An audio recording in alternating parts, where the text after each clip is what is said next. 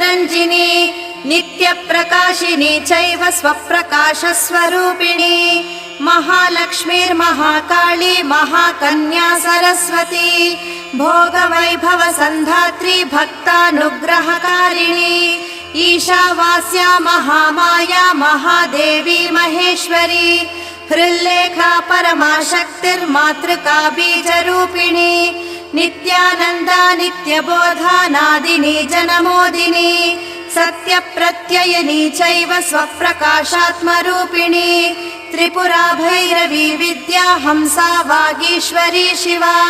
वाग्देवी च महारात्री कालरात्रिस्त्रिलोचना भद्रकाली कराळी च महाकाली तिलोत्तमा